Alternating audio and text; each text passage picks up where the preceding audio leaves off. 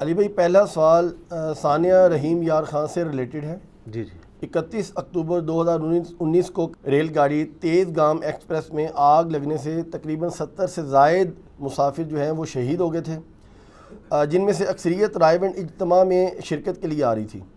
مہربانی فرما کے ایک تو مرحومین کے لیے مغفرت کر دیں، دعائے مغفرت، اور زخمیوں کی جلد صحت یابی کے لیے بھی دعا فرما دیں، اور ساتھ ہی ساتھ ریلوے منسٹری کے حوالے سے بھی اپنا موقف جو ہے وہ بیان فرما دیں۔ انا للہ و انا الیہ راجعون اللہم اجرنی فی مصیبتی و اخلف لی خیرا منہا۔ یہ صحیح مسلم میں حدیث ہے، جو کوئی مصیبت اور پریشانی کے وقت، خصوصاً کسی کی ڈیتھ کے وقت یہ دعا پڑھے گا تو اللہ تعالیٰ اس کو اس سے بہتر نعم البدل عطا فرمائے گا۔ میرے بھائیوں، یہ بہت المناک واقعہ ہے۔ پاکستان کی ہسٹری میں چند بڑے جو سانے ہوئے ہیں ریل ایکسیڈنٹ کے، ان میں سے ایک ہے۔ 70 سے زیادہ لوگ شہید ہو چکے ہیں اب تک، جو رپورٹ ہوئے ہیں فگر 75 آلموسٹ، اور کئی لوگ جو ہیں وہ ابھی تک ہاسپٹلز میں برن سینٹر کے اندر ہیں۔ اور آپ لوگوں کو اندازہ نہیں ہے کہ جب یہ جو لوگ آگ میں جل جاتے ہیں،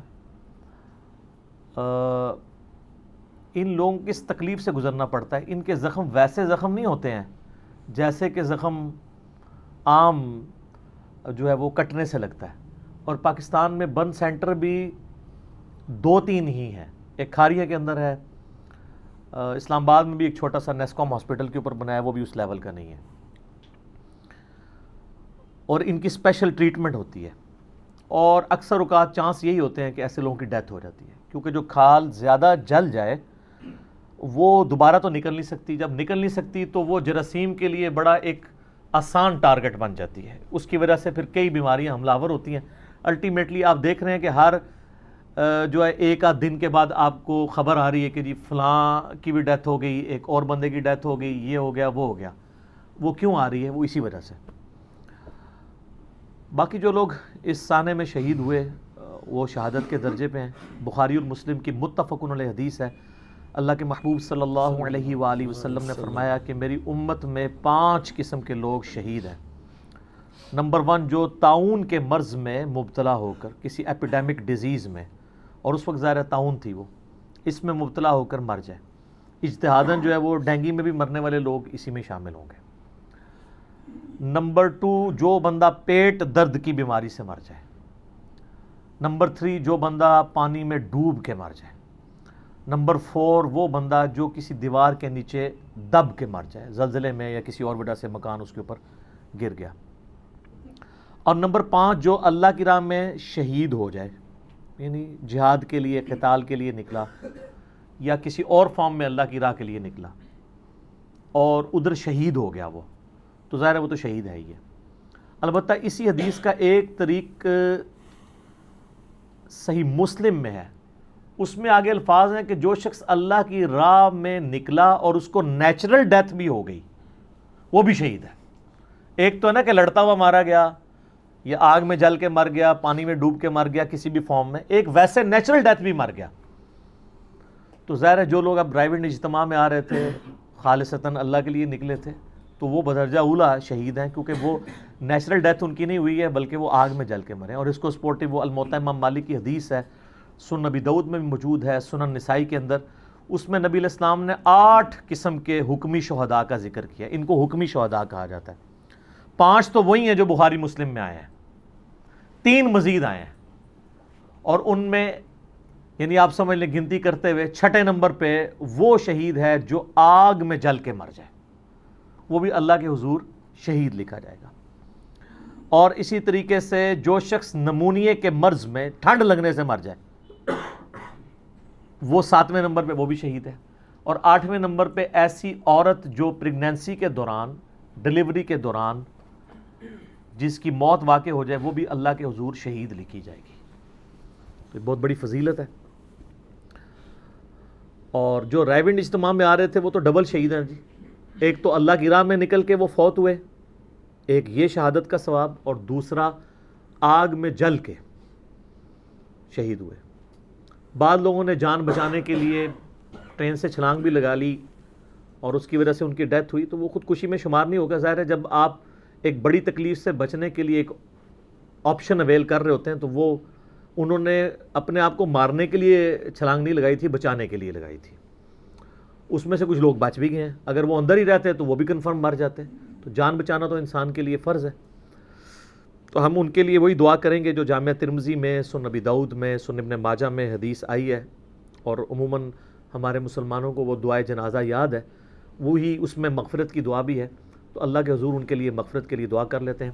اللہم انی اسألک بانک انت اللہ لا الہ الا انت الاحد الصمد الذي لم يلد ولم يولد ولم يكن له كفوا احد والہکم الہ واحد لا الہ الا هو الرحمن الرحیم الف لام میم اللہ لا الہ الا هو الحی القیوم اللہم صلی علی محمد وعلی آل محمد کما صلیت علی ابراہیم وعلی آل ابراہیم انک حمید مجید اللہم بارک علی محمد وعلی آل محمد کما بارکت علی ابراہیم وعلی آل ابراہیم انک حمید مجید اللہم اغفر لحینا ومیتنا وشاہدنا وغائبنا وصغیرنا وکبیرنا وذکرنا وانثانا اللہم من احییتہ منا فاحیہ علی الاسلام ومن توفیتہ منا فتوفہ علی الایمان. اے اللہ ان تمام مسلمانوں کو بخش دے اور ان کو قیامت والے دن اپنی کثیر مخلوق پر فضیلت عطا فرما. اللہم ربنا آتنا فی الدنیا حسنہ وفی الآخرۃ حسنۃ وقنا عذاب النار وصلی اللہ علی النبی الکریم وعلی آلہ وصحبہ اجمعین. یہ صحیح بخاری میں یہ بھی دعا موجود ہے کہ نبی علیہ السلام کو سیدنا ابو عامر کی شہادت کی خبر پہنچی تو نبی علیہ السلام نے دونوں ہاتھ یوں بلند کیے حتیٰ کہ بغلوں کی سفیدی بھی نظر آ گئی. بغلوں کی سفیدی اس لیے نظر آتی تھی کہ نبی علیہ السلام کا عمومی لباس 2 چادریں ہوتی تھی، تہمد اور اوپر چادر. کبھی کرتا بھی پہن لیتے تھے. تو جب آپ نے اوپر چادر لی بھی ہو اور آپ یوں ہاتھ بلند کریں تو بغلوں کی سفیدی نظر آتی ہے. تو آپ نے دعا کی اے اللہ ابو عامر کو بخش دے اور اسے قیامت کے دن اپنی کثیر مخلوق پر فضیلت عطا فرما. تو یہ جو اہل حدیث تھوڑے سے ریجڈ ہوئے ہیں نا دعا کے معاملے میں، وہ باقی جو فاتحہ اور قرآن خوانی پڑھ کے بخشنا ظاہر ہے وہ تو بدعت ہے، لیکن میت کے لیے دعا کر سکتے ہیں، بلکہ سنت ہے، کرنی چاہیے. تو یہ میں نے ایک آپ کو چھوٹا سا شرعی مسئلہ بھی اس حوالے سے بیان کر دیا. باقی اب آ جائیں ذرا ریلوے منسٹری کی طرف، گورنمنٹ کی طرف. آپ دیکھیں ان لوگوں نے اناؤنسمنٹ کی ہے کہ جی ہم جو مر گئے ہیں ان کے لواحقین کو 15-15 لاکھ اور زخمیوں کو 5-5 لاکھ دیں گے. کہانی ہے یہ 15 لاکھ ان کی دیت بنتی نہیں ہے. یہ گورنمنٹ کی رسپانسبلٹی ہے، گورنمنٹ کی نااہلی کی وجہ سے یہ حادثہ رونما ہوا ہے. گورنمنٹ کا کام ہے پوری دیت دے لواحقین کو. دیت یہ بنتی ہے جو سنن ابی داؤد میں صحیح حدیث ہے کہ ایک مؤمن کی قتل کی دیت 100 اونٹ ہے. بالکل ماٹھا سا اونٹ بھی ہو نا جی، گیا گزرا، لاکھ روپے کا تو ہوتا ہے. کم از کم 1 کروڑ روپیہ کم از کم دیت بنتی ہے ایک بندے کی. یہ 15 لاکھ دے کے تو انہوں نے جان چڑھا لی. اور جہاں ان کی جان پھنسی ہوئی تھی سائیوال انسیڈنٹ میں، وہاں انہوں نے 15-15 لاکھ کے 3 چیک نہیں دیے ہیں، 3 کروڑ روپیہ دیا ہے. وہ کیوں دیا ہے؟ جان پھنسی ہوئی تھی، وہ پبلکلی ایک ہائی لائٹ ہو گئی تھی چیز. یہاں یہ پکڑ کے مسافروں کے اوپر ڈال رہے ہیں. تو یہ کم از کم ان کو دیت 1 کروڑ ایک مسافر کے لواحقین کو دینی پڑے گی شرعی اعتبار سے. باقی مجرم اس میں حکومت ہی ہے. اس کی وجہ یہ ہے کہ یہ جو کچھ کہانی بلڈ کر رہے ہیں، میں اگر for the sake of argument ان کی کہانی صحیح بھی مان لوں جو ہے جھوٹ پہ مبنی، کہ جی وہ تبلیغی جماعت والے ایک سلنڈر لے گئے تھے، وہ سلنڈر کی وجہ سے وہ اس پہ جو ہے وہ ناشتہ بنا رہے تھے اور اس میں سے آگ بھڑک اٹھی اور پھر پھیل گئی، اس طریقے سے یہ ہوا. چلو جی فی الحال تو میں ایک آپشن رکھتا ہوں کہ ان کی کہانی ٹھیک ہے. یہ ریل کے ڈبوں میں سلنڈر یا تیل والے چولہے لے جانے سے روکنا، یہ پیسنجر کی ذمہ داری ہے، پیسنجرز کی، یا حکومت وقت اور ریلوے منسٹری کی؟ حکومت وقت اور ریلوے منسٹری. کل کو کوئی بندہ بم لے کے چلا جائے گا اور 50 بندے ساتھ اڑ جائیں گے تو کہیں گے یہ تو پیسنجر بم لے گیا تھا، ہماری تو کوئی ذمہ داری نہیں ہے، تو پیسنجر کے اوپر مقدمہ دائر کیا جائے. ابھی بھی آپ دیکھیں انہوں نے ریلوے گارڈ کے ذریعے FIR کاٹی ہے نامعلوم افراد کے خلاف. افراد تو معلوم ہے، ریلوے منسٹر، اس کے خلاف مقدمہ بنتا ہی ہے. یہ اپنی جان نہیں چھڑا سکتے اس سے. اور میں ان سے سوال کرتا ہوں کہ پاکستان بنے ہوئے آلموسٹ 72 ایئرز ہو چکے ہیں. اس سے بھی پہلے تبلیغی جماعت ورکنگ کر رہی ہے. تبلیغی جماعت 1926 میں بنی تھی. چلے پاکستان کے 72 سالوں میں آج تک کبھی کسی تبلیغی جماعت والے نے ٹرین میں سفر نہیں کیا. ملینز آف پیپل ٹریول کرتے ہیں ہر سال. تو جو آپ کہانی بلڈ کر رہے ہیں اس حساب سے تو ہر اجتماع کے موقع پہ 2-4 ٹرینوں کو آگ لگنی چاہیے. اگر وہ سلنڈر اور تیل کے چولہے لے کے چلتے ہیں ساتھ. ظاہر ہے جب 100 کی سپیڈ پہ ٹرین جا رہی ہے تو اس سے جو ہوا نکلے گی اور اگر ذرا سی بھی آگ لگے تو وہ تو جس طرح وہ آپ دیکھتے ہیں کہ یہ باربیکیو میں وہ پنکھا انہوں نے چلایا ہوا ہوتا ہے کوئلوں کی آگ کو بھڑکانے کے لیے, تو وہ تو پنکھا چلا ہے 100 کی سپیڈ پہ, کیونکہ اتنی سپیڈ پہ تو جا رہی ہے. ریلیٹو موشن تو ہے نا ٹرین اور ہوا کے اعتبار سے. تو یہ تو کئی واقعات رپورٹ ہونے چاہیے تھے. ایک اینی شاید یہ پیش نہیں کر سکے جو یہ مانے کہ یہ آگ جو ہے چولہے سے لگی ہے.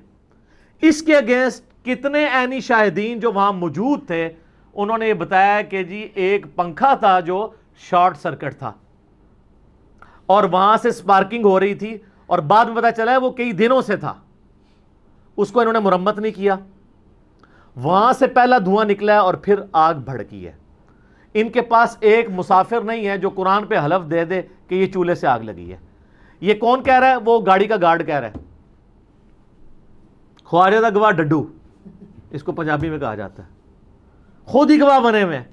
اور جو اینی شاہدین میں نے دیکھا ہے کئی ایک چینلز کے اوپر وہ کہہ رہے ہیں کہ جی پنکھا شارٹ سرکٹ تھا, اس کی وجہ سے آگ پھیلی آگے. اور وہ پھر بعد میں کہہ رہے ہیں جی کوئی کہہ رہے ہیں زنجیر کام نہیں کر رہی تھی. زنجیر کر رہی تھی نہیں کر رہی تھی, علیحدہ بات. اینڈ رزلٹ یہ ہے کہ یہ اس کی دیت گورنمنٹ کے ذمہ ہے. اور میں پرائم منسٹر سے ریکویسٹ کروں گا اس معاملے کو ہلکا نہ لیں. قیامت والے دن آپ کی پوچھ ہوگی. بخاری اور مسلم کی متفقن علیہ حدیث ہے, قیامت والے دن سب سے پہلے قتل کے مقدمے کا فیصلہ ہوگا. سب سے پہلے. ابو داؤد میں حدیث ہے کہ سب سے پہلے نماز کے بارے میں سوال ہوگا. تطبیق اس کی آپٹیمل سولوشن یہ ہے کہ انڈیویجول جو اعمال ہیں حقوق اللہ میں سے, ان میں سے پہلا سوال نماز کے بارے میں, اور حقوق العباد سے ریلیٹڈ جو معاشرے سے ریلیٹڈ چیزیں ہیں ان میں پہلا سوال قتل کے مقدمے پہ ہوگا. اور قتل کے مقدمے والی حدیث تو بخاری مسلم میں ہے, اور سنن ابی داؤد میں, جامعہ ترمذی میں حدیث موجود ہے کہ نبی علیہ السلام نے فرمایا کہ قیامت والے دن مقتول اپنے قاتل کو پیشانی کے بالوں سے پکڑ کے گھسیٹتا ہوا اللہ کے عرش کے قریب پہنچ جائے گا اور کہے گا یا اللہ مجھے آج بدلہ دلوا, اس شخص نے میری زندگی مجھ سے کیوں چھینی تھی. اور اسی میں آگے الفاظ ہیں سنن نسائی کے اندر کہ وہ صحابی کہتے ہیں حکمرانوں اللہ سے ڈرو اور لوگوں کے قتل کے اوپر ایک دوسرے کی اعانت مدد مت کرو. یہ حکمرانوں کے بارے میں حدیث ہے. صحیح مسلم میں حدیث ہے بدترین گڈریا وہ ہے جو کسی قوم کا حاکم ہو اور وہ گڈریا اور ان کے اوپر ظلم کرتا ہو. اور بخاری مسلم میں حدیث ہے تم میں سے ہر ایک شخص نگہبان ہے اور اس سے اس کی رعیت کے بارے میں پوچھا جائے گا. پھر آپ علیہ السلام نے فرمایا ساتھ کہ ایک جو مرد ہے وہ اپنے بیوی بچوں کے اوپر حاکم ہے, اس سے پوچھا جائے گا ان کے ساتھ اس نے سلوک کیا یا نہیں. اور ایک حاکم جو ہے اپنی رعایا کے اوپر جو ہے وہ مسئول ہے, اس سے سوال ہوگا قیامت والے دن. انہوں نے ہلکا سمجھا ہوا. جامع ترمذی اور سنن ابن ماجہ میں حدیث ہے موقوفاً کہ کعبے کی حرمت سے بڑھ کر حرمت ایک مسلمان کی ہے. اور ترمذی ابو داؤد میں حدیث ہے کہ اگر کوئی شخص پوری دنیا کو تباہ و برباد کر دے انکلوڈنگ کعبہ اور باقی ساری چیزیں بھی, یہ اللہ کے نزدیک چھوٹا جرم ہے اور ایک مسلمان کا قتل بڑا جرم ہے. آپ اندازہ لگائیں اتنا بڑا جرم ہے یہ, پوری دنیا تباہ و برباد کر دے اور کعبے کی حرمت سے بھی بڑھ کے. تو یہ ساری چیزیں اگر آپ کے ذہن میں ہوں گی پھر آپ کو ایکسٹرا جوڈیشل کلنگ کا جرم سمجھ آئے گا, ماورائے عدالت قتل کا. اور ساتھ ہی ساتھ اس قسم کے جو انسیڈنٹ ہو رہے ہیں اس میں گورنمنٹ کی جو لاپرواہی ہے وہ ان کو خود ہوش کرنی چاہیے کہ قیامت والے دن ان سے پوچھا جانا ہے. یہ کوئی ہلکا معاملہ نہیں ہے کہ چھوڑ دیے جائیں گے. اللہ سے ڈریں. تو میں پرائم منسٹر سے ریکویسٹ کروں گا کہ ایک جوڈیشل کمیشن بننا چاہیے, جوڈیشل کمیشن بنے. اور پولیس والوں نے تو ثانیہ سائیوال والوں کے ساتھ کیا کیا. جوڈیشل کمیشن بنے جس میں سول سوسائٹی سے لوگ لیے جائیں, پولیٹیکل جماعتوں سے لیے جائیں, اور ایکسپرٹس بھی لیے جائیں, پولیس کے لوگ بھی لے لیے جائیں, جوڈیشری کے بھی, سب مکس ہوں. اور ایک واقعے کو منطقی انجام تک پہنچائیں. میں پرائم منسٹر عمران خان صاحب سے وہ باتیں نہیں کروں گا جو یہ پچھلی گورنمنٹ میں جو ہے صحافیوں سے کرتے تھے. اس سے چھوٹے حادثوں پہ یہ کہتے تھے ریلوے منسٹر کو تو استعفیٰ دے دینا چاہیے.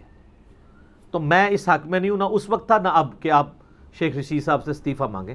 استعفیٰ لے کے تو جان چھوٹ جائے گی، قتل معاف ہو جائے گا. نہیں، ان کو کٹہرے میں لا کے کھڑا کریں، اور اگر ان کا جرم ثابت ہوتا ہے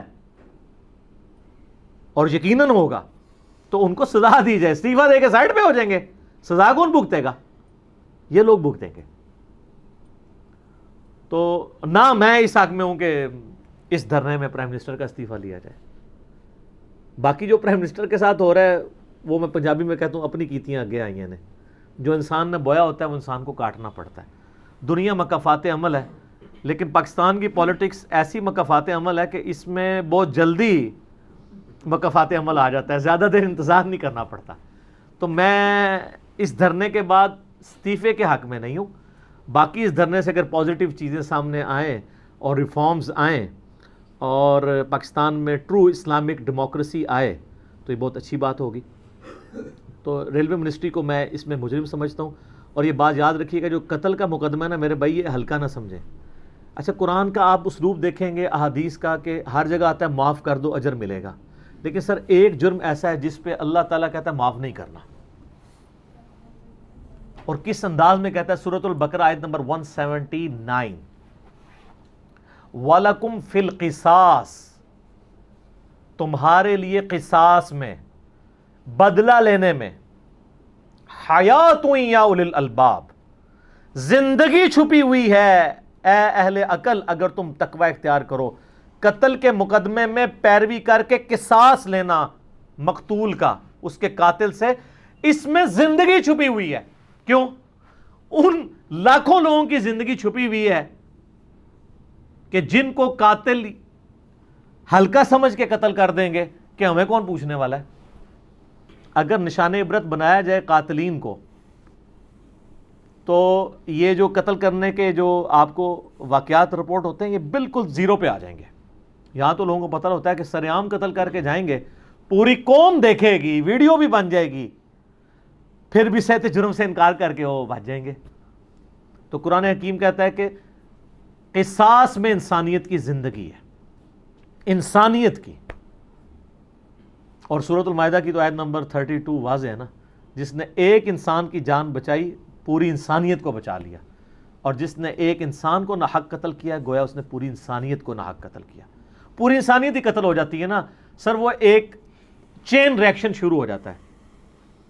جب جوڈیشری آزاد نہیں ہوگی، عدالتیں صحیح فیصلے نہیں کریں گی، تو اس کا الٹیمیٹ نقصان یہ ہوگا کہ مجرمین کو مزید موقع ملے گا کہ وہ اپنی ذاتی دشمنیوں کو نبھانے کی خاطر لوگوں کو قتل کریں گے اور پیسے دے کے چھوڑ دیں گے. تو میں پرائم منسٹر سے ریکویسٹ کروں گا کہ اس معاملے کو سیریس لیں اور ریلوے منسٹری سے سختی کے ساتھ جو ہے وہ اس حوالے سے ڈیل کریں. اور یہ جو تبلیغی جماعت کو بدنام کرنے کی ایک انجان کوشش ہے، میں نہیں کہتا کہ یہ پلاننگ کے ساتھ وہ بدنام کر رہے ہیں ایک مذہبی طبقے کو. تبلیغی جماعت کا اس کے ساتھ کوئی قصور نہیں ہے، خام خواہ ان کے کھاتے میں نہ ڈالیں. اور اب لوگ ظاہر باتیں کر رہے ہیں، یہ دیکھیں جی اتنی کون سی آگ لگی ہوئی تھی، ناشتہ اسٹیشن سے اتر کے کر لیتے، اتنے بندے مروا دیے، یہ کر دیے. اور اس کہانی کے پیچھے ان کی اپنی کمزوریاں شارٹ سرکٹ والی چھپ گئی ہوئی ہیں. تو پاکستان کا یہ المیہ ہے کہ یہاں فرنٹ پہ کہانی کچھ اور ہوتی ہے اور بیک پہ کچھ اور ہوتی ہے. تو اس لیے میں اسٹرانگلی کنڈیم کرتا ہوں اور اس بات پہ یہ معافی مانگیں، اور یہ اپنے لوگوں کے بیانات نہیں، عینی شاہدین کے بیانات کو لیں اور جو صحیح بات ہے اس کو ایڈریس کریں. یہ بعد میں آئے دن آپ یہ چیزیں، میں خود ٹرین میں سفر کرتا ہوں جب مجھے سفر کرنا پڑے، بہت کم ہی، ظاہر فیملی کے ساتھ سفر کرنے کے لیے ایک سستا اور معیاری اور ایک سیف ذریعہ ہے ٹرین کا سفر. تو آپ ذرا امیجن کریں کہ آپ کے ساتھ آپ کے گھر والے ہوں اور یہ صورتحال ہو. میں تو یقین کریں اس واقعے کے بعد نہ یہ امیجن کر رہا تھا کہ میں اس اے سی کے ڈبے میں بیٹھا ہوں، میرے ساتھ میرے بیوی بچے ہیں اور اچانک آگ لگ جاتی ہے، تو میں اپنی جان کیسے، اپنے بچوں کی اور بیوی کی جان کیسے بچاؤں گا اور اپنی کیسے بچاؤں گا. سر سوشل میڈیا کے اوپر وہ ویڈیوز آئی ہوئی ہیں، پورے لوگ کوئلہ بنے ہوئے ہیں. وہ یقین کریں دیکھا نہیں جاتا، کوئی بندہ سیٹ پہ بیٹھا وہیں بیٹھا کوئلہ بن چکا ہے. اور یہ وہ لوگ ہیں جو گھر سے اپنی بیوی بچوں کو چھوڑ کے آئے ہیں، ہنستا بستا گھر چھوڑ کے آئے ہیں، اور ان کو تو یعنی ان کے تو لوائقین کو کسی نے پوچھنا بھی نہیں ہے، اور 15 لاکھ دے کے فارغ کر رہے ہیں۔ ایک بندے کے گھر کا کفیل چھن گیا اور آپ 15 لاکھ کے اوپر اس کو فارغ کر رہے ہیں۔ 1 کروڑ کم از کم بنتا ہے دیت۔ سنن ابی داؤد میں صحیح سند کے ساتھ یہ حدیث موجود ہے کہ 1 کروڑ دیت بنے گی، 100 اونٹ۔ اور آخر میں ایک حدیث اس حوالے سے یعنی کریٹیکل حدیث ہے جو قتل ناحق کے حوالے سے، سنن ابی داؤد میں حدیث ہے، نبی علیہ السلام نے فرمایا کہ اللہ تعالیٰ قیامت والے دن یا تو شرک معاف نہیں کرے گا یا پھر کسی مؤمن کا قتل ناحق معاف نہیں کرے گا، اس کے علاوہ جتنے گناہ ہیں جس کے لیے چاہے گا معاف کر دے گا۔ لہذا وہ جو آیت ہے نا 2 دفعہ جو سورہ نساء میں 48 نمبر اور 116 آئی، ان اللہ لا یغفر ان یشرک بہ ویغفر ما دون ذلک لمن یشاء، اللہ شرک کو تو معاف نہیں کرے گا، یعنی شرک سے مراد ہے جو بندہ دنیا میں بغیر توبہ کے مر گیا، جو دنیا میں معافی کروا لے گا وہ تو سورہ فرقان کی آیت نمبر 70 ہے کہ اس کے گناہوں کو بھی نیکیوں سے بدل دیا جائے گا۔ یعنی اللہ کے حضور اس حال میں پیش ہوا کہ دنیا میں اس نے شرک سے توبہ نہیں کی ہوئی تھی، تو اس کو تو اللہ کبھی بھی معاف نہیں کرے گا، اور اس کے علاوہ ہر گناہ معاف کر دے گا لمن یشاء، جس کے لیے چاہے گا۔ اچھا اس میں اب سمجھ نہیں آتی تھی کہ وہ کون سا گناہ ہے شرک کے علاوہ بھی کہ جو ناقابل معافی ہے، کیونکہ لمن یشاء تو کہہ رہا ہے جس کے لیے چاہے گا، تو اس کا کیا مطلب ہے جس کے نہیں چاہے گا نہیں معاف کرے گا؟ وہ سنن ابی داؤد میں حدیث ہے قتل ناحق ہے۔ تو اس میں یہ لوگ یعنی حکومت وقت ریلوے کی منسٹری جو ہے وہ شامل ہے، اور کس ڈٹائی کے ساتھ آ کے جھوٹ بولتے ہیں میڈیا کے اوپر۔ انہوں نے یعنی مر کے اپنی قبر میں نہیں جانا، ان کے اپنے بچوں کے ساتھ، بیویوں کے ساتھ، بھائیوں کے ساتھ، ماں باپ کے ساتھ یہ کچھ ہونا پھر پتہ چلتا ہے۔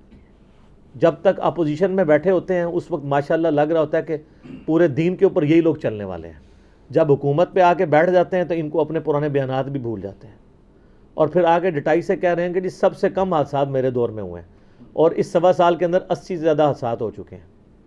یہ بھی جھوٹ بولا ہے۔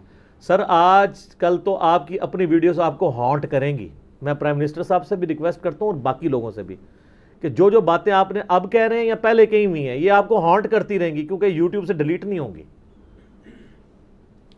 پہلے تو ہوتا تھا لوگوں کے دماغوں سے بات بھول جاتے تھے، ٹھیک ہے، اب کیا ہوتا ہے کہ لوگ بھولے بھی ہوتے ہیں نا، میڈیا اینڈ ٹائم پہ وہ ویڈیو لے آتا ہے پرانی، پھر لوگ کیا کہتے ہیں یار دیکھو یار پہلے یہ کیا کہتا تھا اب یہ کیا کہہ رہا ہے، اپنی باری آئی ہے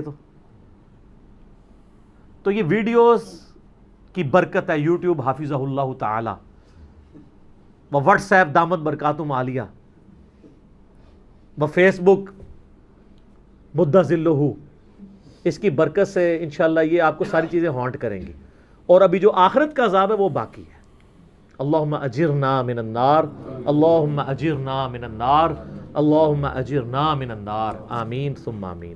ٹھیک ہو گیا جی؟ یہاں پہ میں ضمناً ایک چھوٹی سی بات عرض کروں گا کہ جو 15 لاکھ روپے آپ نے کہا ہے کہ دیت دی جا رہی ہے، اس کے حوالے سے بھی یہ ہے کہ بیسیکلی جو ریلوے کی ٹکٹ ہے، جس طرح ڈیوو کی ٹکٹ ہے، اس کے اندر بائی ڈیفالٹ جو ہے وہ انشورنس ہوتی ہے، تو یہ بیسیکلی جو 15 لاکھ روپے ہے یہ انشورنس کی ہی کمپنی کی طرف سے دیا جائے گا، یہ گورنمنٹ خود سے نہیں دے رہی۔ چلے 15 لاکھ وہ دے رہے ہیں نا، تو باقی کا 85 لاکھ گورنمنٹ دے دے۔ بالکل ہاں، ہم نے تو صحیح بات بتانی جو شرعی بات ہے، کیونکہ اسلامی جمہوریہ پاکستان ہے نا، ٹھیک ہے نا، یہ کوئی مذہبی کارڈ نہیں ہے، یہ جو تماشا بنایا ہوا ہے جی مذہبی کارڈ، بھائی جو چیز ہمارے آئین میں لکھی ہوئی ہے اس کو آپ مذہبی کارڈ کہہ کے ریجیکٹ نہیں کر سکتے، وہ آئین پاکستان ہے، اور اگر کوئی شخص یہ کہتا ہے میں آئین پاکستان کو نہیں مانتا تو سر پھر اس کو پاکستان میں رہنے کا حق حاصل نہیں ہے، چاہے وہ کسی پولیٹیکل جماعت سے تعلق رکھتا ہے یا کسی ریاستی ادارے سے تعلق رکھتا ہے، اور وہ یہ سمجھتا ہے کہ آئین سے ماورا کوئی میں پاکستان کا وسیع تر مفاد سمجھتا ہوں، تو اس کو پہلے پاکستان سے باہر نکلنا ہوگا، وہ پاکستان کی شریعت اپنی کینسل کروائے۔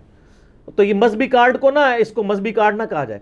اگر قادیانیت کے ایشو کے اوپر کوئی بندہ بات کرتا ہے، یہ مذہبی کارڈ نہیں ہے، قادیانی ہمارے آئین کے اندر کافر قرار دیے گئے ہیں۔ باقی آپ کو پتہ ہے میں سب سے زیادہ اس چیز کے مخالف ہوں کہ پرسیکیوشن نہیں ہونی چاہیے، ان کو قتل و غارت والا معاملہ نہ کریں، ان کے ساتھ علمی ڈیبیٹس کر کے ان کی آنے والی نسلوں کو اسلام کے اندر داخل کرنے کی کوشش کریں، وہ الگ اپنی جگہ۔ لیکن جب اس طرح کے معاملات اٹھتے ہیں تو فوراً مذہبی کارڈ کہہ کے اس کو ریجیکٹ نہیں کرنا چاہیے، بلکہ جو چیز آئین کے اندر ہے وہ مذہبی کارڈ نہیں، وہ ہمارے آئین پاکستان کا حصہ ہے، اور ہر شہری کی یہ حق ہے کہ وہ اپنا پوائنٹ آف ویو بیان کر سکتا ہے. ٹھیک ہو گیا.